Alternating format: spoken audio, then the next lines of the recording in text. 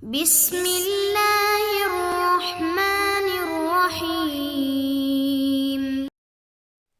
نحمده ونصلی علی رسولہ الکریم والحمد للہ رب العالمین۔ باب استحباب ابتداء القادم بالمسجد الذی فی جوارہ وصلاتہ فی رکعتین۔ سفر سے واپس آنے والے کے لیے مستحب ہے کہ وہ پہلے اپنے گھر کے قریب مسجد میں آئے اور اس میں 2 رکعتیں پڑھے۔ امام نووی رحمہ اللہ آداب سفر بیان فرما رہے ہیں۔ آپ صلی اللہ علیہ وآلہ وسلم کی احادیث کی روشنی میں ایک یہ بھی ادب ہے کہ جب سفر سے واپس آئے تو فوراً اپنے گھر نہ جائیں، بلکہ سب سے پہلے اپنے گھر کے قریب جو مسجد ہے اس میں جائیں، وہاں پہ نوافل پڑھیں اور اس کے بعد اپنے گھر جائیں۔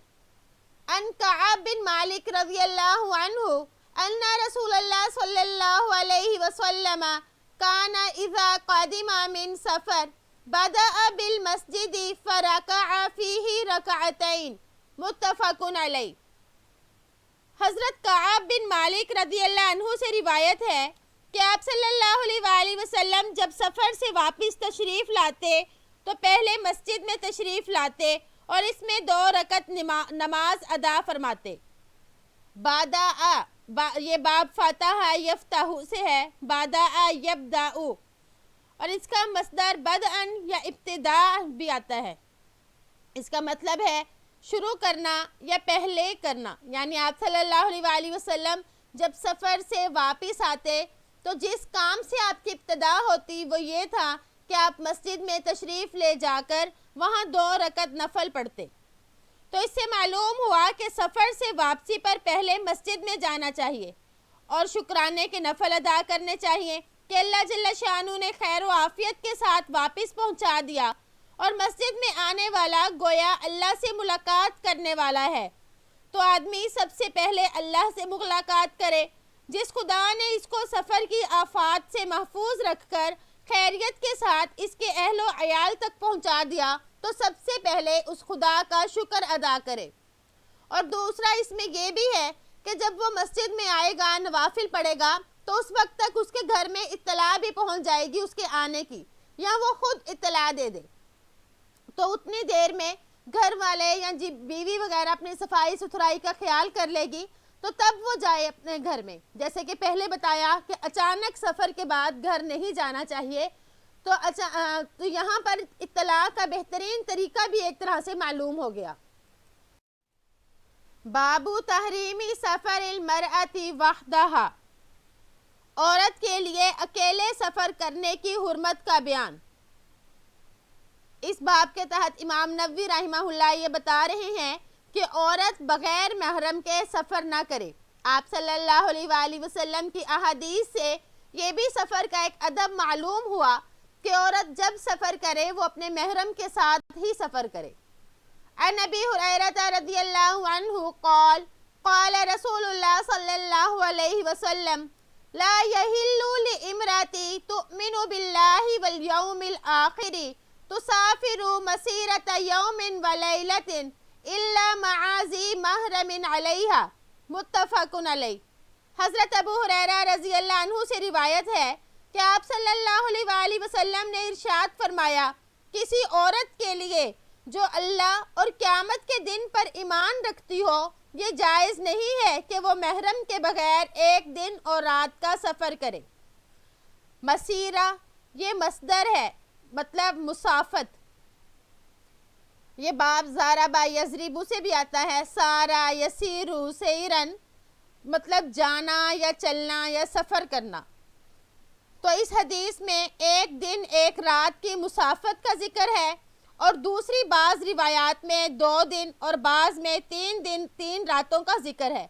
بظاہر ان تینوں روایات میں تضاد معلوم ہوتا ہے، اس لیے علماء نے اس کے کئی جوابات دیے، یعنی 3 دن سے زیادہ کا سفر عورت بغیر محرم کے بالکل نہ کرے۔ اس سے کم میں اگر مجبوری ہے تو کر سکتی ہے، اور اگر فتنے اور فساد کا زمانہ ہے جیسے کہ آج کل ہے تو پھر وہ 1 دن 1 رات کا سفر بھی اکیلے نہ کرے، یعنی جب محرم ساتھ ہوگا تو تب ہی وہ سفر کرے، اور اگر فتنے فساد کم ہیں تو پھر 2 دن تک کر سکتی ہے۔ اگر بالکل امن کا زمانہ ہے تو اس صورت میں 3 دن سے کم میں سفر کر لے، مگر بالکل امن کے زمانے میں بھی 3 دن سے زائد والا سفر جائز نہ ہوگا۔ اس طرح تمام احادیث پر عمل ہو جائے گا۔ اور شیخ عبدالحق محدث دہلوی رحمہ اللہ فرماتے ہیں ان تمام روایات کا مقصد سفر کی حد اور مدت کو متعین کرنا نہیں، بلکہ یہ کہا جا رہا ہے کہ عورت بغیر خاوند یا محرم کے بالکل ہی سفر نہ کرے، سفر چاہے تھوڑا ہو یا زیادہ ہو۔ یعنی عورت کے لیے بہتر یہ ہے کہ وہ اپنے محرم کے بغیر سفر نہ کرے، وہ اپنے محرم کے ساتھ ہی سفر کرے۔ تو اس حدیث سے ہمیں یہ معلوم ہوا کہ یہ سفر کا ادب ہے کہ عورت اکیلے سفر نہ کرے۔ وعن ابن عباس رضی اللہ عنہما انہ سمع النبی صلی اللہ علیہ وسلم یقول لا یخلون رجل بامرأة الا ومعها ذو محرم ولا تسافر المرأة الا مع ذي محرم فقال رجل یا رسول اللہ ان امرأتی خرجت حاجة وإنك تطيبت في غزوتي كذا وكذا قال انطلق فحج مع امرأتك متفق علیہ۔ حضرت عبداللہ بن عباس رضی اللہ عنہما سے روایت ہے کہ انہوں نے نبی کریم صلی اللہ علیہ وآلہ وسلم کو فرماتے ہوئے سنا کہ کوئی آدمی کسی عورت کے ساتھ تنہائی اختیار نہ کرے مگر اس عورت کے ساتھ جو اس کی محرم رشتہ دار ہو، اور کوئی عورت سفر نہ کرے مگر محرم رشتہ دار کے ساتھ۔ ایک آدمی نے سوال کیا، اے اللہ کے رسول، میری بیوی حج کے لیے جا رہی ہے اور میرا نام تو فلاں فلاں جنگ کے لیے لکھا جا چکا ہے۔ آپ صلی اللہ علیہ وآلہ وسلم نے فرمایا اپنی بیوی کے ساتھ جا کر حج کرو۔ یعنی آپ صلی اللہ علیہ وآلہ وسلم نے عورت کے اکیلے سفر کرنے کو ناپسند کیا۔ حج جیسا مبارک سفر کرنے میں بھی آپ صلی اللہ علیہ وآلہ وسلم نے فرمایا کہ تم اس کے ساتھ جاؤ۔ حالانکہ صحابی کا بھی ایک ضروری کام تھا کہ انہوں نے جہاد کے لیے اپنا نام لکھوا دیا، تو جہاد کتنی بڑی عبادت ہے، لیکن آپ صلی اللہ علیہ وآلہ وسلم نے فرمایا کہ جہاد کو چھوڑ کے اپنی بیوی کے ساتھ تم جاؤ تاکہ تمہاری بیوی اکیلی سفر نہ کرے۔ آپ صلی اللہ علیہ وآلہ وسلم نے فرمایا لا یخلون رجل بامرأة الا ومعها ذو محرم، یعنی کوئی آدمی کسی عورت کے ساتھ تنہائی اختیار نہ کرے۔ اور ایک دوسری روایت میں آتا ہے لا یخلون رجل بامرأة الا کان ثالثهما الشیطان، کہ جب کوئی مرد کسی اجنبی عورت کے ساتھ تنہائی میں ایک ساتھ ہوتے ہیں تو وہاں ان پر تیسرا جو ہے وہ شیطان ہوتا ہے۔ شیطان اس مرد اور عورت کے جنسی جذبات کو بھڑکاتا رہتا ہے، یہاں تک کہ ان پر جنسی ہیجان کا غلبہ ہوتا ہے اور وہ غلط کام کر بیٹھتے ہیں۔ اس لیے شریعت نے کہا کہ محرم کے علاوہ کوئی مرد اور عورت ایک ساتھ کسی جگہ نہ بیٹھے۔ محرم کسے کہتے ہیں؟ یعنی جس کے ساتھ شریعت نے نکاح ہمیشہ کے لیے حرام کیا ہو، خواہ رشتہ داری کی وجہ سے یا دودھ کے رشتے یا سسرال کے ناطے سے۔ اور محرم کے لیے بالغ اور عاقل ہونا بھی شرط ہے۔ پاگل مجنوں یہ محرم نہیں بنیں گے۔ یعنی اگر کوئی نابالغ ہے، اگر بچہ ہے، نابالغ ہے، تو اس وقت ہم یہ نہیں کہیں گے چلے بچے کے ساتھ سفر کر لے، یہ اس کا محرم ہے، یہ اس کا محرم نہیں بن سکتا کیونکہ بچہ نابالغ ہے۔ اسی طرح جس میں سمجھ بوجھ نہیں، یعنی مجنوں ہے، دیوانہ ہے، پاگل ہے، تو وہ بھی اگر بھائی ہے، باپ ہے، بیٹا ہے، تو اس کو بھی محرم نہیں جانیں گے، کیونکہ محرم سے مراد وہ ہے جو اس کا محرم بھی ہو، یعنی اس سے اس کا نکاح نہ ہو سکے، اور دوسرا یہ کہ وہ عاقل بھی ہو اور بالغ بھی ہو، یا پھر اس کا شوہر ہو۔